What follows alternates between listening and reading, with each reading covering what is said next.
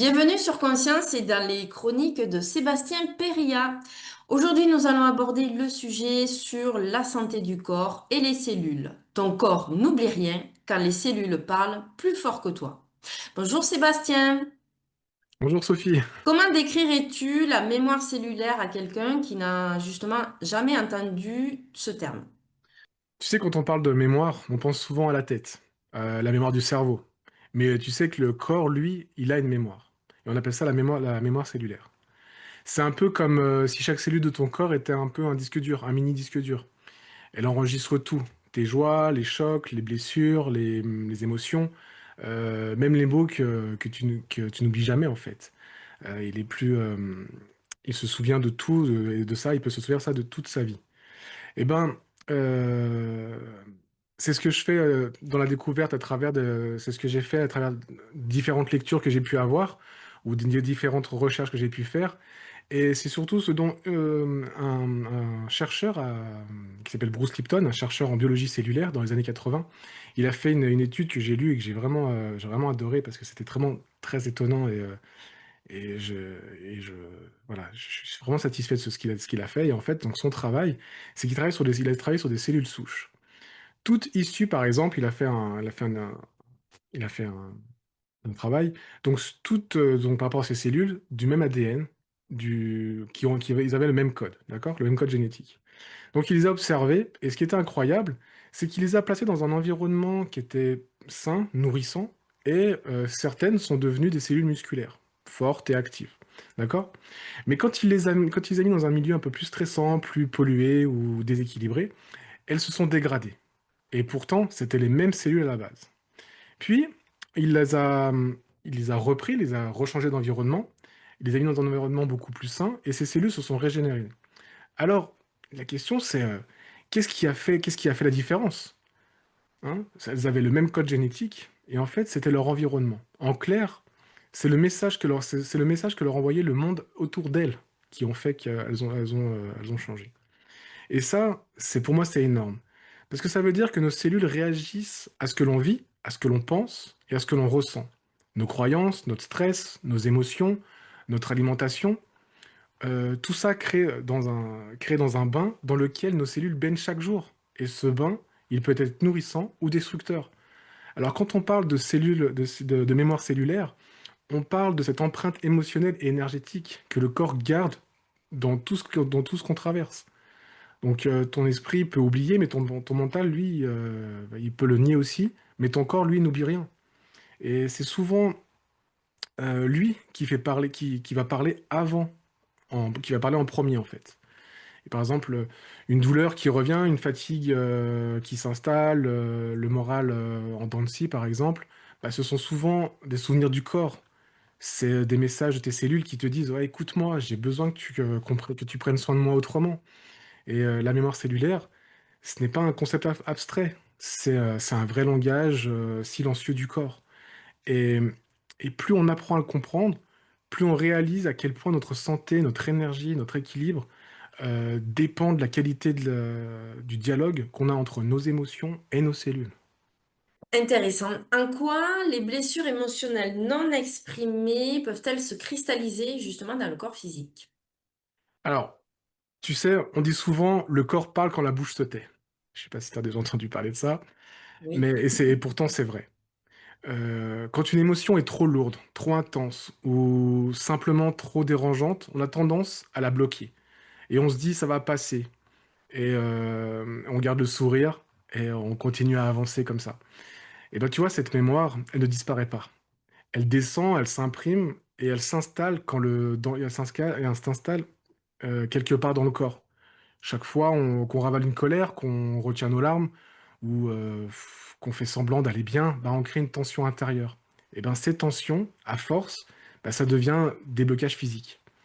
C'est comme si l'énergie, au lieu de circuler librement, heu, se coinçait dans une zone précise. Les épaules, le dos, le ventre, la gorge, par exemple. Et à ce moment-là, nos cellules, elles reçoivent plus les signaux, plus les bons nutriments, ni l'oxygène dont elle a besoin. Donc elles se mettent en mode, survie tout simplement. Et quand le corps entre dans un état de survie, il consomme énormément d'énergie. Tu vois, le système nerveux bah, reste en alerte, donc l'inflammation, elle augmente, et petit à petit, bah, la fatigue, elle s'installe, la récupération devient plus lente, les douleurs plus fréquentes. Et ce qu'on appelle maladie, entre guillemets, bah, souvent, c'est juste une tentative que le corps a de se libérer de ce qu'on a trop longtemps retenu en soi. Donc, et pour ça, il nous punit pas, hein, c'est juste, il nous signale, c'est tout. Et le problème, c'est qu'on a appris à le faire taire. On prend un cachet, on serre les dents, puis on retourne au travail, quoi. Mais le corps, lui, en fait, il garde le message et il recommence. Et quand il recommence, des fois, il recommence encore plus fort, en fait, dans ses douleurs et dans tout ça. Donc, tu vois, dans mon travail, je le vois, je vois des personnes qui arrivent avec des douleurs, avec des fatigues chroniques, des troubles du sommeil ou une énergie en berne, tu vois. Et quand on creuse un peu, eh ben, il y a presque à chaque fois derrière une émotion. Une peur, une culpabilité, une blessure non digérée. Et quand cette émotion est reconnue, elle est accueillie, libérée, eh ben, le corps se détend, il respire et les cellules recommencent à se régénérer normalement. Tu sais, comme dans l'étude que j'ai parlé juste avant de Bruce Lipton. Comment dire? Et tu vois, parce que là, tu vois, la vérité, en fait, c'est que nos cellules, elles guérissent pas comment dire? Nos cellules ne guérissent pas les tensions, mais elles guérissent par pardon. Nos cellules ne guérissent pas par les tensions, mais elles guérissent par la sécurité. Et on a besoin de se sentir, bah, en confiance et ne pas lutter contre nous-mêmes, en fait, tout simplement. Donc à ce moment-là, eh ben, faut qu'on se remette un peu en mouvement. Tu vois, le flux énergétique, la vitalité, la clarté, et même la joie de vivre. Et c'est ça, en fait, le début de la vraie santé globale, c'est justement l'absence de symptômes. Ce n'est pas justement l'absence de symptômes, mais un corps et un esprit qui recommencent à travailler ensemble. Peut-on apprendre à écouter ces cellules et quels sont les premiers signes que le corps nous envoie? Alors oui, pour moi, je pense que oui. Enfin, je pense. C'est une certitude. Et en même temps, je dirais qu'on doit apprendre à le faire. Parce que nos cellules nous parlent tout le temps. Le problème, c'est qu'on a oublié ce langage. Toi, ton corps, c'est comme une antenne. Il capte absolument tout. Ton stress, tes pensées, ton alimentation, ton environnement, tes émotions. Et quand il commence à mal capter, entre guillemets, bah, il te le fait savoir. Pas forcément avec des gros signaux au départ, hein, mais avec des choses très légères, presque discrètes. Tu dors, mais tu te réveilles fatigué, comment dire, tu perds ton énergie sans raison, tu as des douleurs diffuses comme ça. Ton corps a des fatigues inexplicables et ton humeur, bah, il fait un peu des yo-yo, quoi. Et ce sont les premiers murmures du corps. Et si tu n'écoutes pas ces premiers murmures, en fait, bah, ça devient des cris au bout d'un moment, tu vois. Et chaque cellule, bah, c'est comme une petite centrale électrique. Pour bien fonctionner, elles ont besoin d'un environnement équilibré, de bons acides gras, d'oxygène, d'antioxydants, de micronutriments, et surtout d'un climat intérieur paisible. Tu vois, parce que le stress, la colère ou la peur, ça crée des tempêtes chimiques dans notre corps. Et nos cellules, bah, elles le ressentent. Elles se contractent, elles s'inflamment et elles se ferment. Tu vois, et à l'inverse, quand on leur redonne ce qu'elles ont besoin, elles s'ouvrent, elles se régénèrent et la vitalité bah, redevient naturelle, redevient naturellement à elle-même en fait. Et ce qui est formidable aujourd'hui, c'est qu'on peut le mesurer. Avant, on disait je crois que je vais bien. Mais maintenant, on peut le voir. Parce que grâce à certains laboratoires, on peut faire des tests très précis où on peut observer l'équilibre entre les cellules. Ah, pardon. On peut observer donc l'équilibre entre les graisses essentielles et notre membrane cellulaire. Donc cet équilibre, c'est délicat de déterminer, permet aussi de déterminer le niveau d'inflammation et la capacité de régénération et même notre énergie quotidienne. En clair, on peut voir dans quel état se trouvent nos cellules et dans quel mode on vit en fait. Soit on vit dans un mode de vitalité ou on vit dans un mode de survie, tout simplement. Et quand on découvre ce résultat, bah, c'est souvent un peu un électrochoc. Parce qu'en fait, on réalise peut-être qu'on est en forme, mais en fait à l'intérieur, enfin qu'on est en forme à l'extérieur, mais en fait à l'intérieur, on est complètement déséquilibré. Et c'est là que ça change tout. Parce qu'une fois qu'on comprend ça, on peut agir en donnant à notre corps des bons nutriments, en rétablissant l'équilibre, en réduisant l'inflammation. et redonner à nos cellules des conditions idéales pour qu'elles puissent faire leur travail correctement. Et les effets, bah, ça se sent très vite. On est moins fatigué, on a un sommeil beaucoup plus profond, on a une meilleure concentration, moins de douleur et un moral beaucoup plus stable. Et donc tout ça, c'est pas des miracles, c'est simplement de la biologie. On retrouve, pour retrouver une intelligence naturelle, en fait. Et dans mes accompagnements, je parle souvent de, de ce lien entre notre écoute émotionnelle et notre santé cellulaire. Parce que les deux vues ensemble, euh, enfin, pour moi, sont très importantes, ces deux vues vraiment ensemble. Tu peux méditer, tu peux respirer, faire de la thérapie, mais si tes cellules sont épuisées, bah, ton corps n'a plus de force, il est en mode survie. Et à l'inverse, c'est pareil. Tu peux nourrir ton corps avec les meilleurs nutriments du monde, mais si tu vis dans le stress, dans la peur, dans la lutte, bah, ton corps, tes cellules n'assimileront pas justement tous ces bons nutriments que tu peux leur donner. Et, euh, et le vrai bien-être, bah, c'est quand ces deux mondes se rencontrent. C'est quand la biologie retrouve la paix et que bah, ton cœur reprend enfin confiance, tout simplement.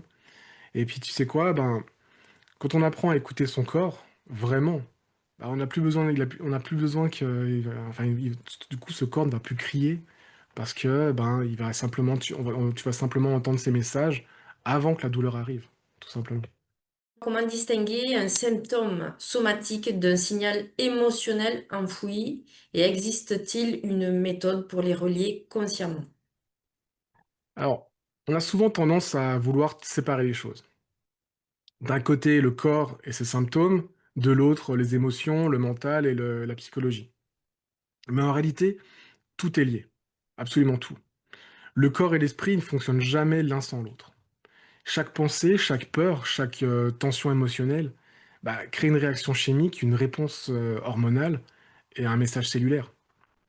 Et inversement, un déséquilibre dans tes cellules bah, influence ton humeur, ta concentration, ta patience, c'est important, ton niveau d'énergie. Alors comment on fait la différence? Bah, un symptôme somatique pur, bah, c'est souvent ponctuel, mécanique, euh, c'est identifiable. Tu t'es blessé, tu as mal dormi, ou tu as mangé un peu trop lourd, bon, bah, tu peux tout de suite le voir. Mais quand c'est un symptôme qui revient sans raison, quand ça persiste malgré tous les soins que tu peux faire, quand tu sens qu'il y a quelque chose à dire, et c'est souvent un signal émotionnel enfoui. Le corps, lui, il parle quand la tête ne veut plus écouter, tout simplement. Et la clé, c'est d'apprendre à ne plus opposer ces deux mondes. C'est de regarder ton corps comme un allié et pas comme un problème à réparer. Parce qu'aujourd'hui, ce qui est beau, c'est que, comment dire, euh, c'est qu'on peut vraiment relier les deux approches, la conscience et la science. Parce que oui, ben, on peut maintenant voir ce qui se passe à l'intérieur. On peut le mesurer, comme je l'ai dit tout à l'heure avec les tests. On peut le mesurer, on peut le comprendre, on peut observer comment nos cellules réagissent dans notre mode de vie, dans, dans ton stress, dans ton environnement. Et en même temps, bah, tu peux le ressentir. Et tout ça bah, provoque en toi ben, soit ton niveau de paix, de joie et de présence, tout simplement. Donc le test n'est pas une fin en soi, c'est vraiment un miroir. Il te montre où ton corps en est, pendant que ce que tu ressens te montre bah, ce que ton cœur, où ton cœur en est en fait, tu vois, euh, la différence. Donc, et quand tu réunis les deux, bah, tu deviens pleinement acteur de ton équilibre. Tu ne subis plus, tu ajustes, tu observes, tu comprends, comment dire, tu accompagnes ton corps, du coup, tu forces plus, en fait, tout simplement. Et dans mes accompagnements, c'est exactement ce que j'explore. C'est comment relier ces deux plans, que ce soit physique et émotionnel, pour que la guérison soit complète. Parce que quand ton corps est épuisé, euh, comment dire, quand ton corps il est épuisé, on ne peut plus porter un esprit plus libre, tout simplement. Et un esprit qui est tendu bah, empêche ton corps de guérir. Et tu vois, la méthode, bah, c'est la conscience. C'est écouter, c'est ressentir, c'est mesurer, ajuster, c'est faire confiance à l'intelligence du vivant, tout simplement. Euh, ton corps, ton corps, lui, ce qu'il veut, c'est il ne veut plus avoir mal, en fait. Il te veut du bien, tout simplement. Mais chaque tension, chaque fatigue, chaque douleur, tout ça est une invitation à revenir à soi. Et plus tu apprends à comprendre, plus tu entres dans ce que j'appelle, la véritable santé, bah, celle où, c'est la véritable santé, c'est celle, de ton esprit, de ton cœur, de tes cellules qui travaillent ensemble enfin et dans la même direction. Et puis tu sais quoi? Quand ça arrive, bah, il y a plus de séparation. Il y a le corps et l'esprit. Il y a toi, entier, vivant et aligné. Donc là, je veux dire quoi? Merci pour donc là, en tout cas, merci d'avoir pris le temps avec moi et souviens-toi, ton corps te parle et ton âme te guide. La vraie enfin et prends soin de ton corps, de ton âme, parce que ton âme s'en souviendra. Donc on se retrouve très bientôt dans une prochaine chronique. À très bientôt. Ciao, ciao. Merci Sébastien, on se retrouve la semaine prochaine sur Conscience et nous parlerons des signaux invisibles du corps. Merci.